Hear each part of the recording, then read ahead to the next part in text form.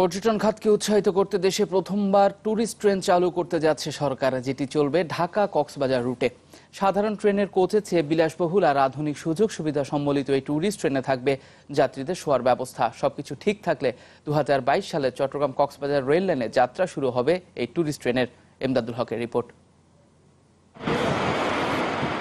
বিশ্বের দীর্ঘতম সমুদ্র সৈকত, পাহাড় আর সাগরের অপূর্ব মিতালি, সেই সাথে প্রবাল দ্বীপের হাতছানি। অনন্য প্রাকৃতিক বৈশিষ্ট্যের কারণে কক্সবাজার বরাবরই থাকে সৌন্দর্য পিয়াসীদের আগ্রহের কেন্দ্রে। কিন্তু দীর্ঘ সড়ক পথের ক্লান্তি ম্লান করে দেয় সবকিছুই। কক্সবাজারের সাথে সারা দেশে রেল যোগাযোগ স্থাপনে এখন চলছে রেল লাইন তৈরির কাজ।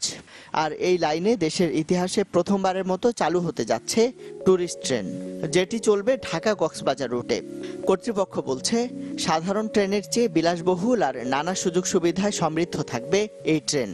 টুরিস্ট ট্রেনগুলো আমাদের যে সাধারণ যে ট্রেনগুলো আছে এগুলোর চেয়ে ডেফিনেটলি একটু বিলাসবহুল হবে এবং অন্যান্য যে ফ্যাসিলিটিগুলো থাকবে, যেমন এখানে ওয়াইফাই তো থাকে, নর্মাল ট্রেনে থাকে, এটি তো থাকবেই। সেখানে খাওয়ার আয়োজন থাকবে ওদের। আমরা চেষ্টা করব সেই ইকোনমিক ক্লাসই হোক বা আপার ক্লাসই হোক যেন শুয়ে যেতে পারে। বলা হচ্ছে শুধু আধুনিক সুযোগ সুবিধাই নয়, এক পলকে দেশের পর্যটনের নানা দিক ও ইতিহাস ঐতিহ্য নিয়ে অডিও ভিডিওর প্রদর্শনী থাকবে দেশি বিদেশি পর্যটকদের জন্য।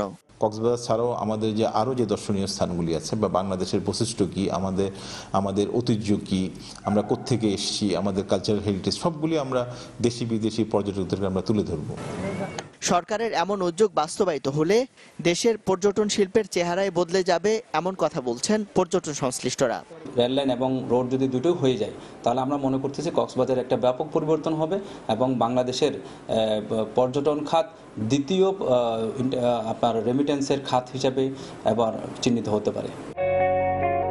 সংশ্লিষ্টরা বলছেন, সব ঠিক থাকলে 2022 সালে কক্সবাজারে রেলের যাত্রা শুরু হবে এই ট্যুরিস্ট ট্রেনের মাধ্যমেই।